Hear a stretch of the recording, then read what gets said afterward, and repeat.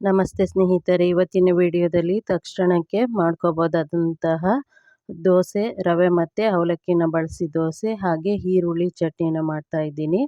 ಮೊದಲಿಗೆ ನಾನಿಲ್ಲಿ ದೋಸೆಗೆ 2 ಬೌಲಷ್ಟು ಬಾಂಬೆ ರವೆನ ಅಂದರೆ ಉಪ್ಪಿಟ್ಟು ರವೆನ ತೊಗೊಂಡಿದ್ದೀನಿ. ಅದೇ ಬೌಲಲ್ಲಿ 1 ಬೌಲಷ್ಟು ಅವಲಕ್ಕಿ ತೊಗೊಂಡಿದ್ದೀನಿ. ರುಚಿಗೆ ತಕ್ಕಷ್ಟು ಉಪ್ಪು, 1 ಸ್ಪೂನಷ್ಟು ಸಕ್ಕರೆನ ತೊಗೊಂಡಿದ್ದೀನಿ. ಹಾಗೆಯೇ ಸೋಡಾನ ತೊಗೊಂಡಿದ್ದೀನಿ, ಅರ್ಧ ಟೀ ಸ್ಪೂನಷ್ಟು ಸೋಡಾನ ತೊಗೊಂಡಿದ್ದೀನಿ. ಇವಾಗ ನಾನು ಮೊದಲಿಗೆ ಅವಲಕ್ಕಿನ ತೊಳ್ಕೊಂಡೆ. ಆನಂತರ ಅದಕ್ಕೆ ನಾನು ರವೆನ ಸೇರಿಸ್ಕೊಂಡು ತೊಳೆದು 1 ಲೋಟ ನೀರನ್ನ ಸೇರಿಸಿ ಇಟ್ಟಿದ್ದೀನಿ. ಇವಾಗ ನಾನು ಚಟ್ನಿ ಮಾಡ್ಕೊಳ್ಳೋದಕ್ಕೆ 4 ಬ್ಯಾಡಗಿ ಮೆಣಸಿನ್ಕಾಯಿ, 4 ಗುಂಟೂರು ಒಣಮೆಣಸಿನ್ಕಾಯಿನ ಸ್ಟವ್ನಲ್ಲೇ ಸುಟ್ಕೊಂಡಿದ್ದೀನಿ. ಆನಂತರ 2 ಬೆಳ್ಳುಳ್ಳಿ, ರುಚಿಗೆ ತಕ್ಕಷ್ಟು ಉಪ್ಪು, ಸ್ವಲ್ಪ ಹುಣಸೆಹಣ್ಣು, ಹಾಗೆಯೇ 4 ಈರುಳ್ಳಿ ದಪ್ಪಕ್ಕೆ ಹೆಚ್ಕೊಂಡಿದ್ದೀನಿ. ಇದನ್ನು ಸೇರಿಸ್ಕೊಂಡು ಜೊತೆಗೆ 1 ಇಂಚಷ್ಟು ಶುಂಠಿನ ಹಾಕ್ಕೊಳ್ತೀನಿ. ಹಾಕ್ಕೊಂಡು ಇದನ್ನು ನೀರೇನು ಹಾಕ್ಕೊಳ್ದೆ ಹಾಗೆಯೇ ರುಬ್ಕೊಳ್ತೀನಿ. ಸಣ್ಣಕ್ಕೆ ರುಬ್ಕೊಂಡಿದ್ದೀನಿ. ಇವಾಗ ಇದಕ್ಕೆ ಒಗ್ಗರಣೆ ಮಾಡ್ಕೊಳ್ತೀನಿ. ಒಗ್ಗರಣೆ ಮಾಡಿಕೊಂಡು ಹಾಗೆಯೇ ಈರುಳ್ಳಿ ಹಸಿಯಾಗಿ ನಾವು ರುಬ್ಕೊಂಡಿರೋದ್ರಿಂದ ಇದನ್ನು ಒಗ್ಗರಣೆಯಲ್ಲಿ ಸ್ವಲ್ಪ ಬೇಯಿಸ್ಕೊಳ್ತೀನಿ. ಇವಾಗ ನಾನು ಒಂದಿಲ್ಲಿ 3-4 ಸ್ಪೂನಷ್ಟು ಟೇಬಲ್ ಸ್ಪೂನಷ್ಟು ಅಡುಗೆ ಎಣ್ಣೆ ಹಾಕ್ಕೊಂಡು ಅದಕ್ಕೆ ಅರ್ಧ ಸ್ಪೂನಷ್ಟು ಜೀರಿಗೆ, ಅರ್ಧ ಸ್ಪೂನಷ್ಟು ಸಾಸಿವೆ, ಹಾಗೆ ಕರಿಬೇವು, 1 ಬ್ಯಾಡಗಿ ಮೆಣಸಿನ್ಕಾಯಿ, ಸ್ವಲ್ಪ ಇಂಗನ್ನು ಸೇರಿಸ್ಕೊಂಡು ಇದು ಚೆನ್ನಾಗಿ ಫ್ರೈ ಆದಾಗ ನಾವು ರುಬ್ಕೊಂಡಿರೋಂತಹ ಈರುಳ್ಳಿ ಹಾಗೆಯೇ ಹುಣಸೆಹಣ್ಣು, ಶುಂಠಿ, ಉಪ್ಪು, ಹುಣಸೆಹಣ್ಣನ್ನು, ಬೆಳ್ಳುಳ್ಳಿನ ಹಾಕ್ಕೊಂಡಿದ್ಮೇಲೆ ಇಷ್ಟು ಪದಾರ್ಥನ ರುಬ್ಕೊಂಡಿರೋದನ್ನು ಸೇರಿಸ್ಕೊಂಡು ಮೊದಲಿಗೆ ನೀರನ್ನ ಹಾಕ್ಕೊಳ್ದೆ ಹಾಗೆಯೇ 1-2 ನಿಮಿಷ ಈ ರೀತಿ ಮಿಕ್ಸ್ ಮಾಡ್ಕೊಳ್ತಾ ಬೇಯಿಸ್ಕೊಳ್ತೀನಿ. ಆನಂತರ ನಾನು ಜಾರಿಗೆ ಸ್ವಲ್ಪ ನೀರನ್ನ ಹಾಕಿ ಇದಕ್ಕೆ ಸೇರಿಸ್ಕೊಳ್ತೀನಿ. ಇದು ಹಸಿ ವಾಸನೆ ಹೋಗೋವರೆಗೂ ನಾವಿಲ್ಲಿ ಬೇಯಿಸ್ಕೋಬೇಕು. ಹಸಿದನ್ನೇ ರುಬ್ಕೊಂಡಿರೋದ್ರಿಂದ ಈ ಒಗ್ಗರಣೆಯಲ್ಲೇ ಬೇಯಿಸ್ಕೋಬೇಕು. ಹಾಗಾಗಿ ನಾನು ಇದಕ್ಕೆ ಕಡಲೆಬೇಳೆ, ಉದ್ದಿನಬೇಳೆ ಹಾಕಿಲ್ಲ.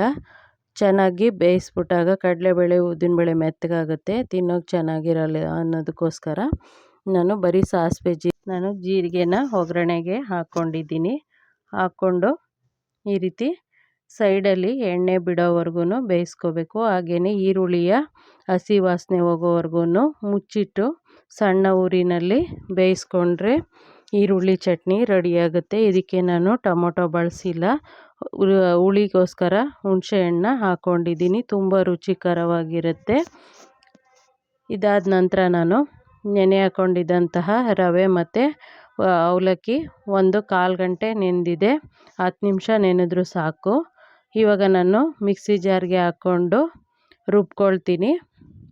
2 ಬ್ಯಾಚು ರುಬ್ಕೊಂಡಿದ್ದೀನಿ. ರುಬ್ಬುವಾಗ 1/4 ಲೋಟ ಅಷ್ಟು ನೀರನ್ನ ಸೇರಿಸ್ಕೊಂಡು ರುಬ್ಕೊಂಡಿದ್ದೀನಿ. ದೋಸೆ ಹಿಟ್ಟನ್ನು ಅದಕ್ಕೆ ರುಬ್ಕೊಂಡಿದ್ದೀನಿ. ಇವಾಗ ನಾನು ಜಾರ್ಗೆ ಸ್ವಲ್ಪ ನೀರನ್ನ ಹಾಕಿ ನಾನು ಮಿಕ್ಸ್ ಮಾಡ್ಕೊಳ್ತೀನಿ. ಇದು ದೋಸೆ ಹಿಟ್ಟನ್ನು ಅದಕ್ಕೆ ಬಂದರೆ ಸಾಕು. ಇವಾಗ ರುಚಿಗೆ ತಕ್ಕಷ್ಟು ಉಪ್ಪು, ಹಾಗೆಯೇ ಅರ್ಧ ಟೀ ಸ್ಪೂನಷ್ಟು ನಾನು ಸೋಡಾನ ತೊಗೊಂಡಿದ್ನಲ್ಲ, ಅಡುಗೆ ಸೋಡಾ, ಅದನ್ನು ಹಾಕ್ಕೊಂಡಿದ್ದೀನಿ.